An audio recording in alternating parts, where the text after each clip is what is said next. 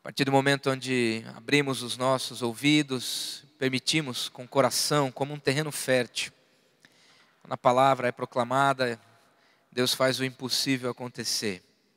Nos constrange do pecado, nos ensina sobre sua vontade, nos alimenta com sua palavra, nos exorta. E hoje, último domingo do mês de agosto, estamos falando sobre exemplos aqui e ali. O tempo todo estamos observando pessoas, o tempo todo estamos sendo observados. E na palavra do Senhor nós temos inúmeros exemplos de personagens, histórias, episódios que marcaram a nossa trajetória. Mas hoje, para finalizar esta série temática, eu quero fazer valer o maior exemplo que já existiu, que está localizado justamente na pessoa de Jesus. Vamos dizer isso juntos? O maior exemplo que já existiu. Vamos abrir nossas Bíblias no Evangelho de João, capítulo 13, e leremos o verso 15. João, capítulo 13, versículo 15. Você pode localizar em sua Bíblia. Se você estiver ao lado de alguém que está sem Bíblia, queira compartilhar por gentileza. Ou então ouça, eu vou fazer a leitura de forma bem pausada, vou fazer a leitura de forma repetida, um versículo simples, curtinho, que nos diz assim: porque eu vos dei o exemplo, para que, como eu vos fiz, façais vós também. Eu vou repetir. Porque eu vos dei o exemplo, para que, como eu vos fiz, façais vós também. Nem precisamos dizer que Jesus deu o maior exemplo sobre conduta humana. Nem precisamos dizer que ele deixou, de fato, um exemplo definitivo a ser seguido. Nem todos reconhecem o senhorio de Cristo. Mas há um consenso de que ele de fato foi um grande homem. Para nós, os que cremos na doutrina da encarnação, cremos que Jesus é totalmente Deus e totalmente homem. E assim sendo, na qualidade de Deus, veio para fazer o papel de Deus Filho, para resgatar, redimir a humanidade caída, jaz no pecado, afundada no projeto do maligno, dominador deste século. Mas como Deus faz o impossível acontecer, fez com que a segunda pessoa da Trindade, Deus Filho, não em hierarquia, mas em ação, fez com que num plano eterno, soberano, incrível, descesse à terra para de forma totalmente humana, vivesse, se submetesse às paixões humanas, às dores, às lutas, às privações, viveu como um de nós. E sendo totalmente homem, deu também o maior exemplo que já existiu sobre conduta humana. A Bíblia é inequívoca ao dizer que Jesus não cometeu pecado. Foi um homem perfeito. Deus e homem, completando sua ação para um resgate eterno. E diante desta atitude, nós precisamos então olhar para os evangelhos. E hoje nós vamos nos basear apenas no Evangelho de João, que na minha opinião, é entre os evangelhos, aquele que contém informações necessárias, mas de forma bem pessoal, escrita por alguém que foi muito próximo de Jesus. João, o discípulo amado, é o único, por exemplo, que relata essa lição de humildade descrita no capítulo 13, que é justamente um dos pontos que vamos observar nesta noite, a cerimônia de lava-pés. Uma visão bem pessoal, uma visão de alguém próximo. Exemplos, aqui e ali. João capturou a sensibilidade de Jesus e de forma também sensível escreve, compartilha comigo e contigo a respeito de trajetórias, de episódios, de momentos da vida de Jesus que nos deixam pelo menos 3 ações e 3 ensinamentos. E com base nessas 3 ações E nesses 3 ensinos práticos, nós vamos pautar a nossa reflexão desta noite. Quero ser bem tranquilo, simples, não vou usar aqui de palavras rebuscadas, quero de alguma forma muito tranquila alcançar o teu coração. Nós temos jovens, adolescentes, idosos, pessoas que estão congregando desde a infância até a velhice, mas também pessoas que estão nos visitando. Realmente, o desejo do meu coração é que esta palavra alcance a tua vida. Portanto, não deixe que nada roube o teu tempo, nem mesmo as preocupações que você traz consigo, nem mesmo as lutas da semana que vem a seguir, que você possa agora, junto comigo aqui, olhando nos meus olhos, que nós possamos juntos conectarmos a nossa alma a Deus e verificar com Ele quais os ensinos que Jesus pode de fato nos passar nesta hora. E um primeiro ensino está justamente no capítulo 13 e alguns versos anterior. Jesus lava os pés dos discípulos e no versículo 5 a Bíblia nos diz assim: depois deitou água na bacia e passou a lavar os pés aos discípulos e a enxugar-lhes com a toalha com que estava cingido.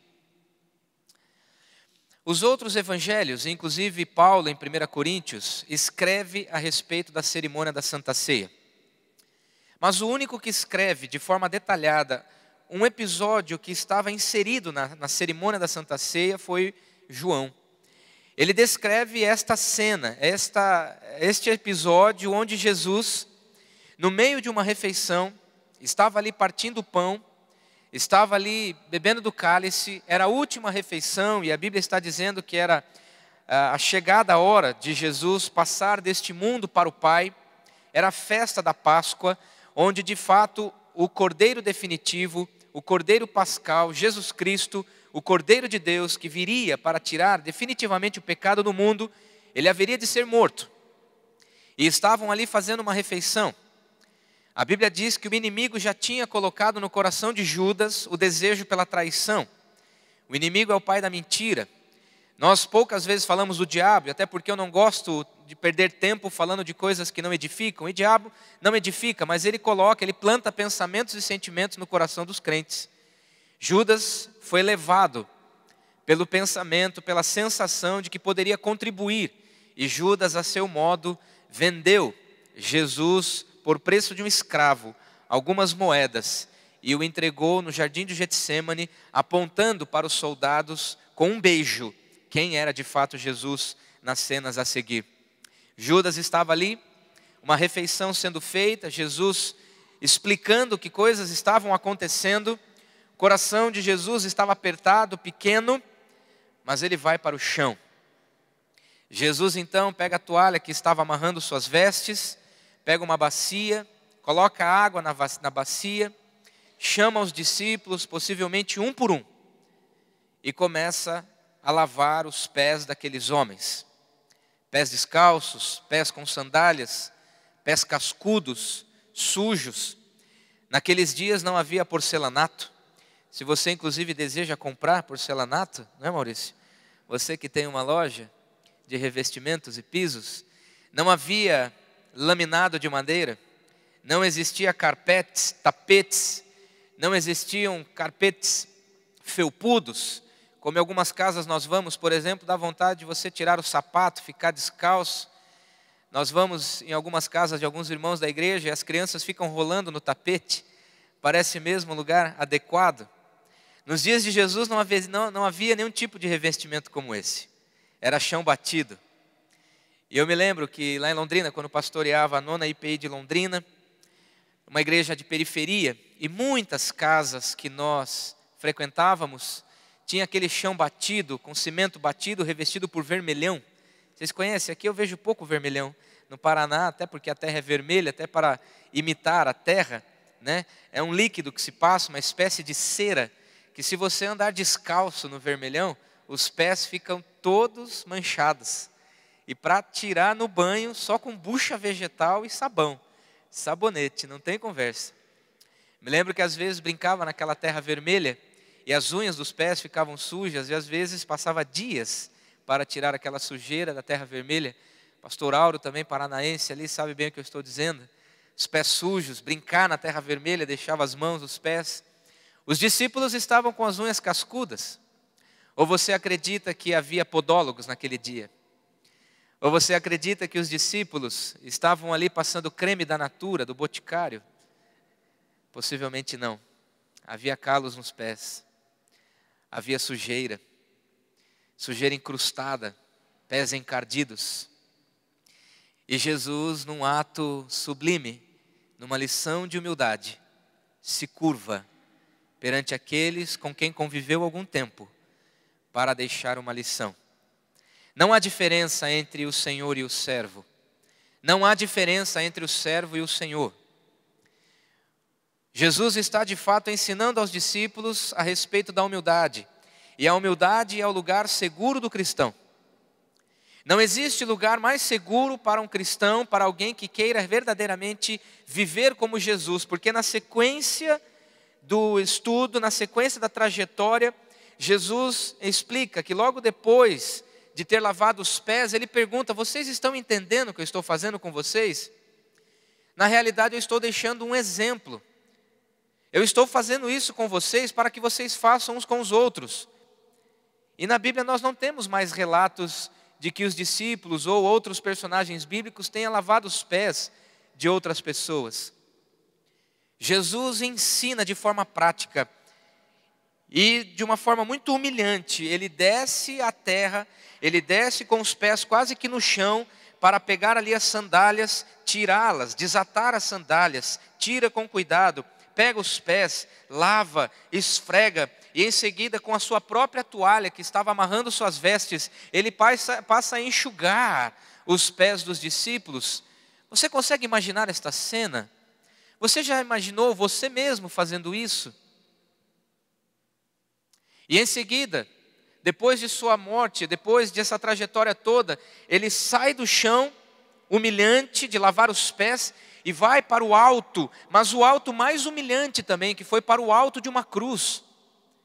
Jesus em vida, totalmente homem, um Deus encarnado, vai para o lado mais baixo na terra para lavar as solas dos pés.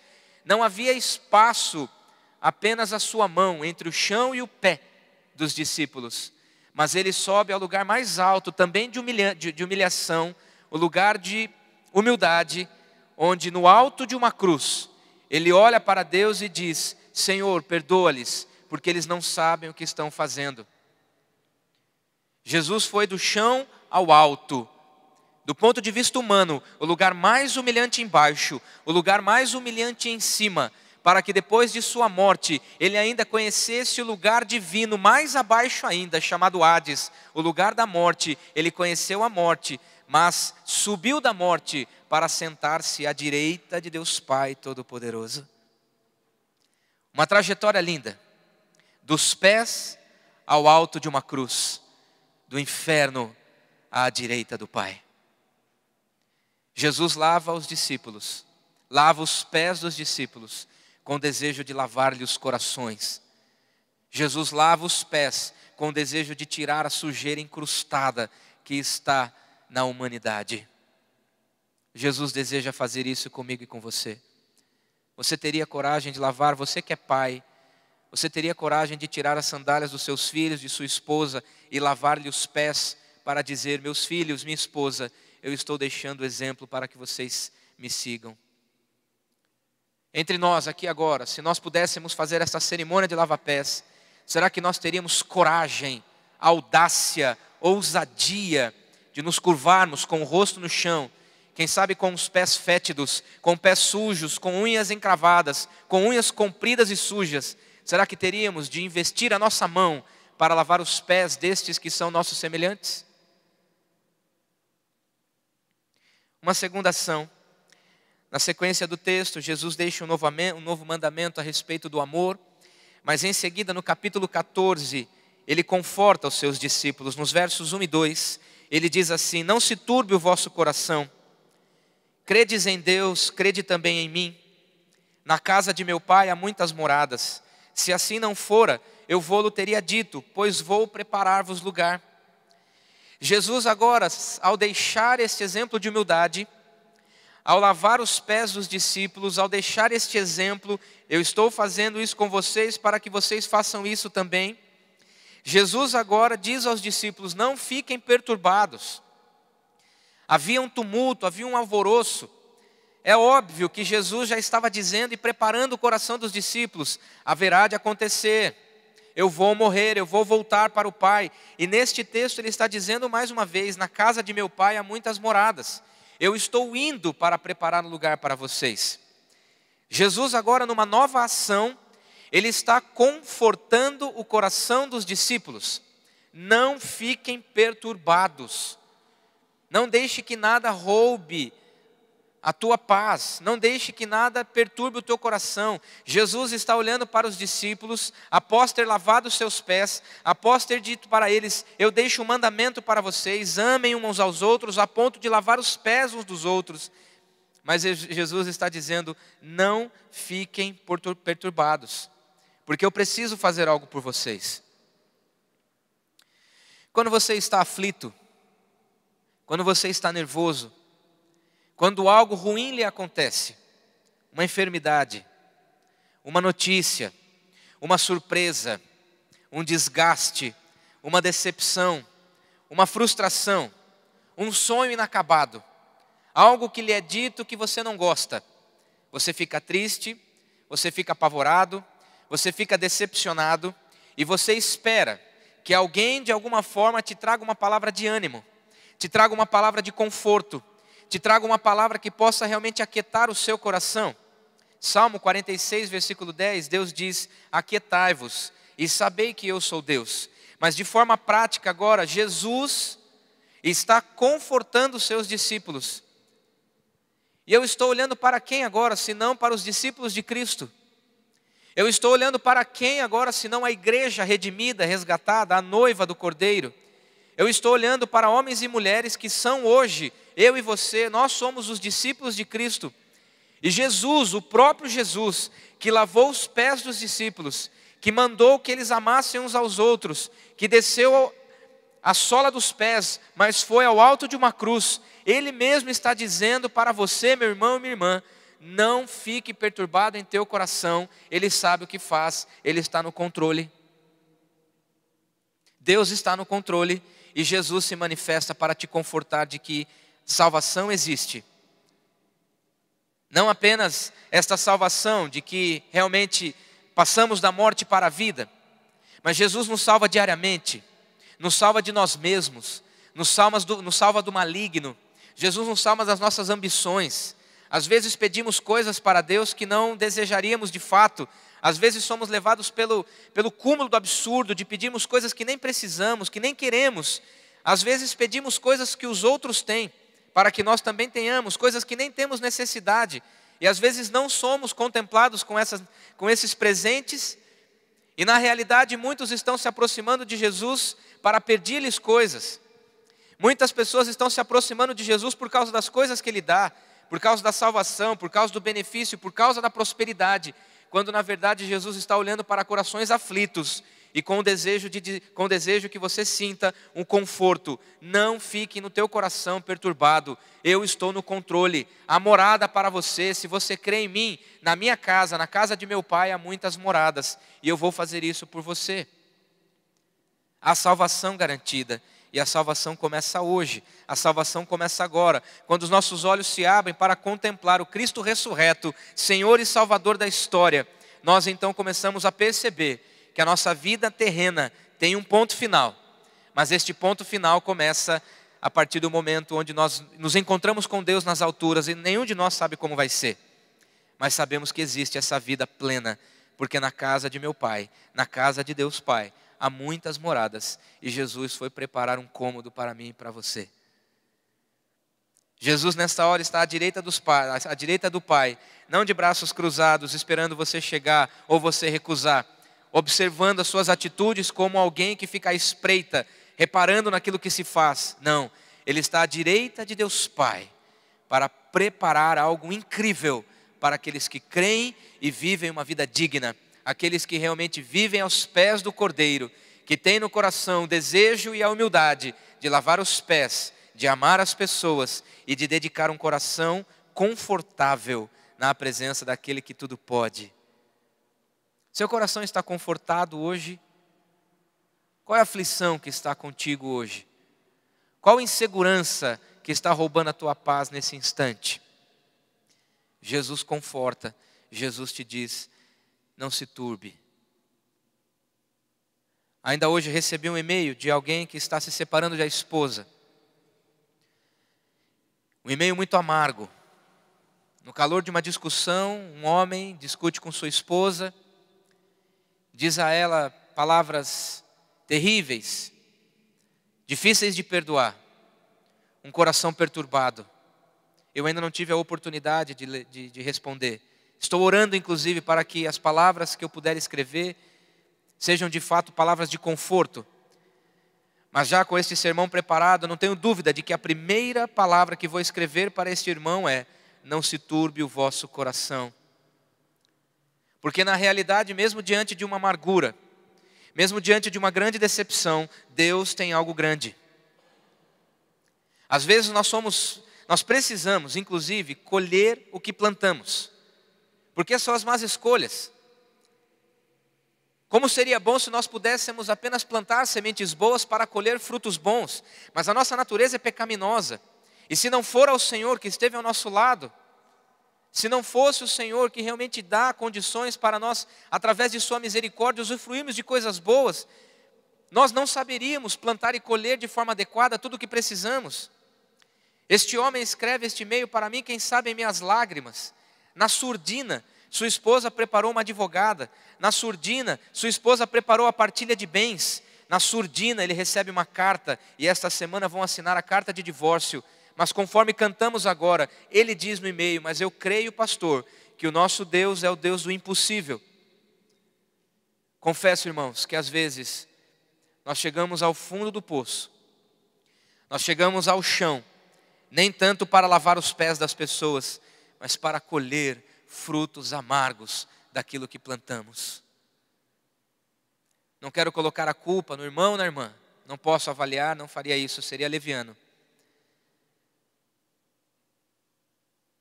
Mas nós todos precisamos ouvir esta palavra: não se turbe o vosso coração. Jesus te conforta, mesmo diante da pior luta que possa existir. Mas há uma terceira ação ainda, virando a sua página.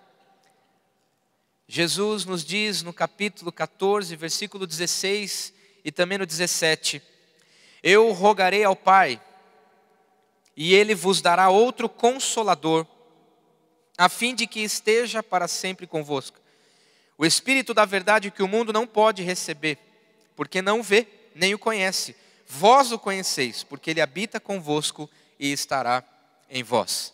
Jesus agora numa nova ação, após lavar os pés dos discípulos, após confortar os discípulos, dizendo Ele mesmo estar indo preparando o lugar, Ele promete então entregar, no grego parácletos, que quer dizer consolador, Consolador perfeito, definitivo. E Ele mesmo diz: a fim de que esteja para sempre convosco. Essa paz que Jesus oferece no início do 14, Ele diz, se você voltar ainda uma página, ou alguns versículos, no versículo 13, é para isso que Jesus nos ensina a respeito de conforto, de prometer o Espírito, porque tudo quanto pedirdes em meu nome, isso farei, a fim de que o Pai seja glorificado no Filho. Jesus não apenas conforta, mas como está disposto a fazer tudo o que nós precisamos e queremos para que o Pai seja glorificado no Filho. E Ele então promete alguém permanente. O que está contigo e comigo agora não é mais a presença física de Jesus. A presença física de Jesus, quando Ele foi totalmente homem, esteve lá há 2000 anos e tantos atrás. Nesse instante, o que está em mim e em você é a presença do Paráclitos, do Consolador, o Espírito Santo, o Espírito da verdade, que quem não crê, não conhece, mas eu e você conhecemos, cremos, habita em nós. E a pergunta que eu sempre tenho feito quando falo em Espírito Santo é: o Espírito Santo habita em você? Você tem o Espírito de Deus? Mas uma pergunta: o Espírito de Deus tem você nas mãos? Ou você pretende dominá-lo para fazer tudo o que você deseja em seu coração?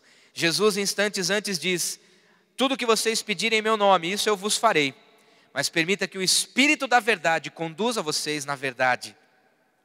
Não queira fazer do seu jeito, não queira pedir tudo para o seu bel prazer, não queira fazer a tua vontade, você não sabe o que pede, você não sabe o que precisa, eu sei, então por isso eu vou deixar ainda outro Consolador que vai ficar com vocês para sempre. E Jesus então deixa o Espírito.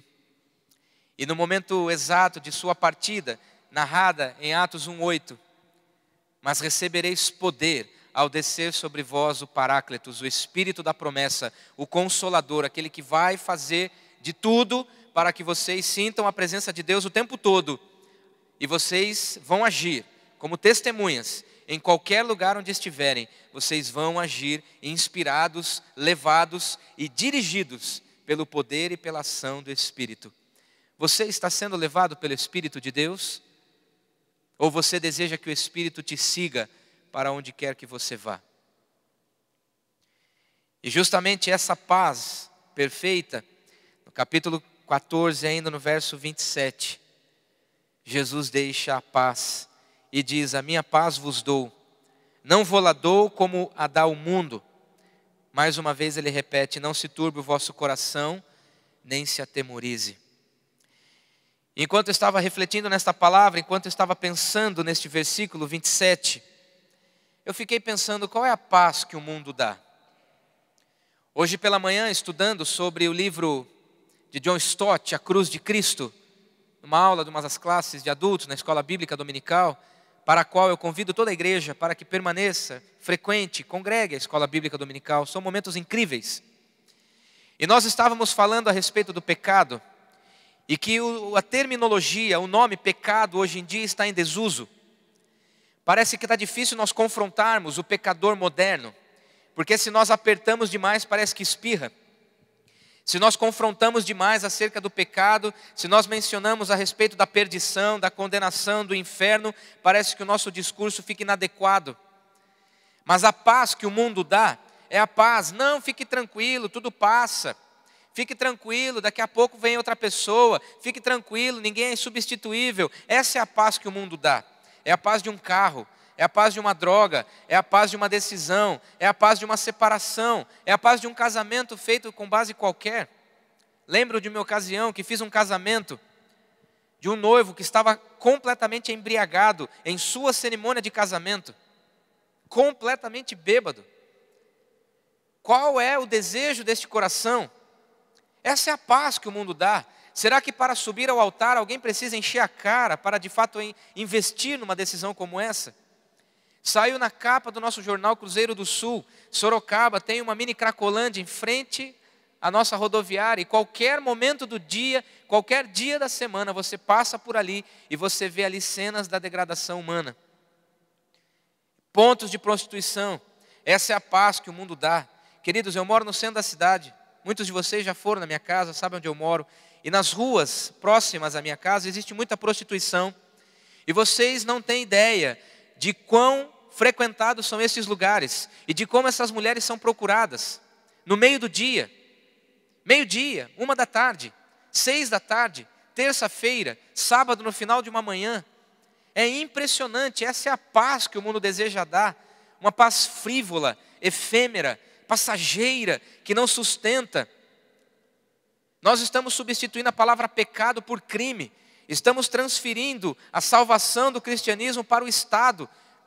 Prova-se a inocência, então não é pecado. Parece que a corrupção entrou de vez na sociedade humana. E se não for pego, se não for comprovado, se não de fato ficar nítido ali que há uma corrupção, então está liberado, então eu sou inocente e não há pecado. Nós precisamos voltar os olhos para a palavra, voltar os olhos para o Evangelho e perceber que o Espírito deseja ter-nos nas mãos e não nós, dono do Espírito, levá-lo para a nossa necessidade, para aquilo que desejamos. O Espírito Santo quer ter você nas mãos. O Espírito Santo quer levar para onde Ele quer. O Espírito quer ajudar você a decidir para aquilo que é o melhor para você.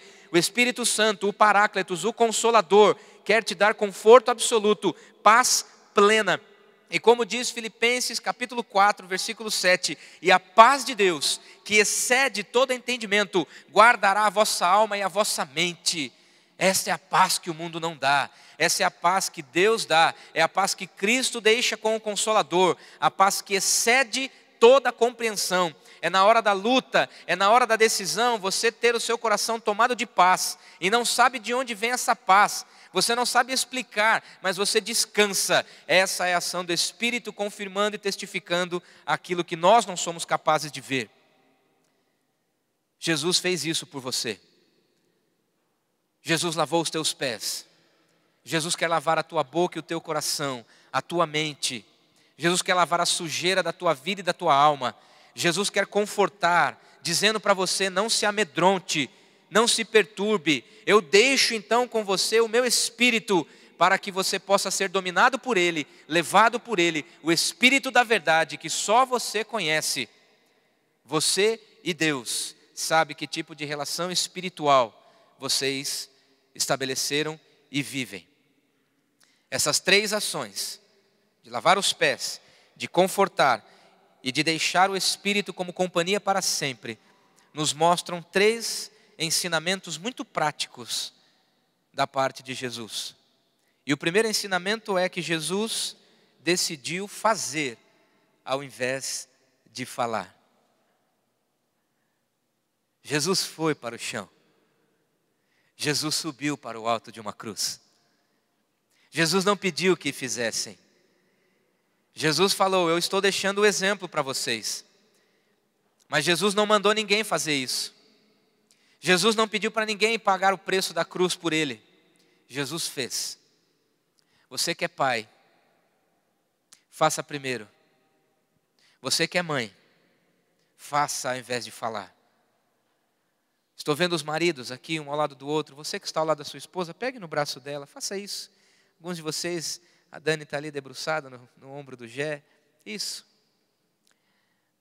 Isso, Osmil, abrace, pega a mão da Ana. Isso. Emerson, Carolina, Pastor Áureo, Luciana. Faça. Haja, ao invés de falar. Existem pessoas que gostam de falar de seu casamento. Ah, o meu marido. Ah, minha esposa. Só que hoje, mais do que nunca, nós precisamos de atitudes. Nós precisamos de ações práticas. Alguém um dia cantou que não existe amor, existem provas de amor. Ah, como é bom acordar pela manhã, um cafezinho passadinho. Como é bom acordar pela manhã, receber um beijo no rosto, um bom dia agradável. Ah, como é bom saber perceber que existem ações que são colocadas em nosso favor, pessoas que nos amam, pessoas que demonstram atitudes com carinho, com respeito, pessoas que demonstram carinho, pessoas que agem, pessoas que ao invés de falar simplesmente amam, pessoas que ao invés de pedir coisas simplesmente fazem em primeiro lugar.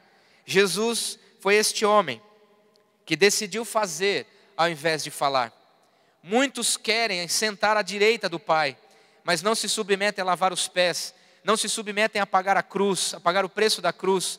Hoje em dia está muito na moda nós falarmos de Jesus sem cruz. Está muito tranquilo falar das bênçãos de Jesus sem pensar no sacrifício de Jesus. Está muito tranquilo falarmos sobre salvação e prosperidade sem falarmos em santidade. Está muito simples nós enchermos templos, dedicar uma boa porção de dinheiro para receber ali uma bênção ou uma cura qualquer. Mas Jesus não fez isso. Não há respaldo bíblico na vida e no ministério de Jesus. Ele fez. E o que Ele fez foi sacrifício. O que Ele fez foi difícil. O pecado para Deus o leva à ira. Rompe uma relação. Jesus então é colocado como propiciação. Nós poderíamos então receber o perdão de Deus como nós perdoamos uns aos outros. Ah, me perdoe aí. Ah, tá bom, eu te perdoo. Ah, me perdoe pelo que eu fiz. Ah, tudo bem, eu vou relevar. Mas não, Deus quis pagar um preço. Deus quis pagar um preço para que o nosso pecado realmente pudesse ter para nós um sentimento de constrangimento. Eu não posso simplesmente sair por aí fazendo de qualquer jeito, Porque Jesus viveu uma vida de sacrifício, ele decidiu fazer e descer até a humilhação, no baixo de uma sola, no alto de uma cruz, desceu à morte, para depois assentar-se à direita. Por que que eu e você queremos apenas sentar à direita? Faça primeiro, deixe o exemplo a ser seguido. Permita que as pessoas vejam você fazendo as coisas, ao invés de ficar falando, tagarelando. Uma segunda ação prática, um ensinamento.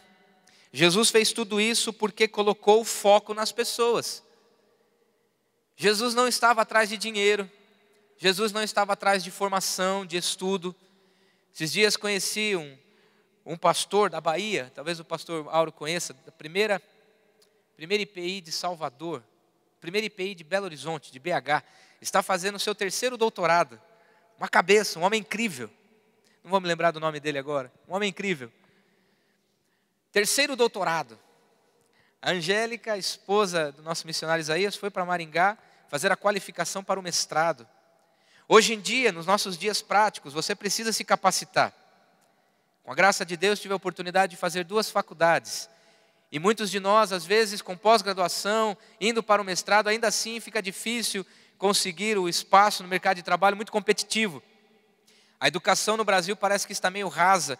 E muitos universitários terminam seus cursos na faculdade e não conseguem ingressar no mercado de trabalho por falta de experiência, por falta de consistência. Mas Jesus não estava atrás de títulos. Jesus não tinha carro para andar. A sua entrada triunfal de Jerusalém foi em cima de um jumento emprestado. A cruz não era dele. Ele não tinha sequer um lugar para reclinar a cabeça. Ele não procurou nada. Ele não quis conquistar nada, porque para Jesus o importante eram as pessoas. E quando ele olhava para as pessoas, ele olhava com um ar de compaixão. Ele olhava com amor. Ele olhava para as pessoas e se preocupava. A Bíblia diz que quando ele chegou num determinado lugar, o coração, olhando para as pessoas, viu que estavam aflitas e exaustas, como ovelhas que não têm pastor. Compadeceu-se delas e disse para os discípulos: essas pessoas precisam de gente para trabalhar para elas. Jesus olhava para a miséria humana e não ficava inerte a ela. Jesus olhava para a necessidade do ser humano e não se cansava de ajudar. O foco do ministério de Jesus, muito embora os evangelhos são baseados em milagres, em prodígios, em maravilhas que Jesus faz, Ele é Deus, Ele podia fazer qualquer coisa. Muito disso está aqui, mas os milagres de Jesus não me impressionam, porque Ele é o Todo-Poderoso. Nós cantamos o Deus do impossível. O que me impressiona em Jesus é o fato dele ser tão humilde e tão homem. Alguém um dia disse, tão humano assim, falando a respeito de Jesus, tão humano assim, só podia ser Deus. Jesus focalizou as pessoas. Jesus olha para você e vê você como você é. Jesus não se importa dos seus sentimentos. Jesus não se importa com o seu passado. Ele quer que você abandone o pecado. Ele quer que você abandone a sujeira. Mas Ele olha para você e vê alguém como alvo de seu amor. E Ele deseja, Ele pagou um preço. Ele quer te amar e vai amar até o fim. E um terceiro e último ensinamento. Ele fez tudo isso porque Ele foi simplesmente um supridor de necessidades. Não esperava ser solicitado. Ele estava sempre pronto para perceber e agir. Essa proatividade que nos falta para os dias de hoje. Eu ganhei um livro recentemente que diz a respeito sobre fazer as coisas sem que te peçam. Às vezes nós somos levados a fazer somente aquilo que nos pedem. Se não foi pedido, então não vou fazer. Não tenho compromisso com isso. Imagina se Jesus fosse fazer apenas os milagres, embora muitas pessoas procuravam por Ele. Mas Jesus era proativo, Jesus percebia, Jesus capturava o sentimento, olhava no olho porque Ele focalizava as pessoas e tinha o desejo no seu coração de não apenas focalizar como suprir a necessidade. Ele agiu prontamente e por isso foi para a cruz e morreu de forma tão jovem, aos 33 anos, mais novo do que eu. Jesus foi para a cruz porque precisou suprir necessidades. Lavar os pés, ir à cruz, descer ao inferno, subir à direita do Pai, para transformar a minha vida, Por isso, somente Jesus Cristo pode mudar a minha vida e a sua vida. Ninguém vai ao Pai se não for por Jesus Cristo. Qualquer evangelho que negue o senhorio de Cristo é mentira. Eu não creio em nada que funcione como remissão de pecados. Não acredito em boas atitudes. Não acredito em boas condutas. Não acredito em coração bondoso. Porque Jesus diz, Evangelho de João capítulo 14, versículo 6. Eu sou o caminho, a verdade e a vida. Eu mudo a vida das pessoas. Eu faço com que seja antes e depois. Porque somente eu dou acesso ao Pai. Eu sou o caminho, a verdade e a vida. E ninguém veio ao Pai senão por mim. Qualquer verdade que seja diferente dessa é mentira. Eu não compactuo, não recomendo. Se você está ouvindo por aí, evangelho sem Cristo, evangelho sem cruz, evangelho sem humildade, evangelho sem amor, evangelho sem paz que excede todo entendimento, apesar das circunstâncias, é mentira e engano e engodo deste século.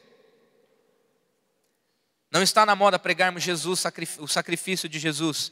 Está na moda falarmos das bênçãos que Jesus proporciona. Mas o maior exemplo que já existiu chama-se Jesus, o Filho do Deus vivo, que está aqui, que está no teu coração, pela presença do Espírito Santo que você e eu conhecemos. Não adianta dar beijinho no ombro e dizer que não é contigo. Não adianta olhar por cima como se você estivesse de fato por cima das outras pessoas. Não. Porque o Filho do Deus Altíssimo, o cristão verdadeiro, está sempre ajoelhado para lavar os pés e disposto a subir a vergonha da cruz para mostrar quem Jesus é e o que de fato Ele faz através da minha vida, através da sua vida. Bendito seja o nome do Cordeiro de Deus. Vamos nos colocar em pé e entoar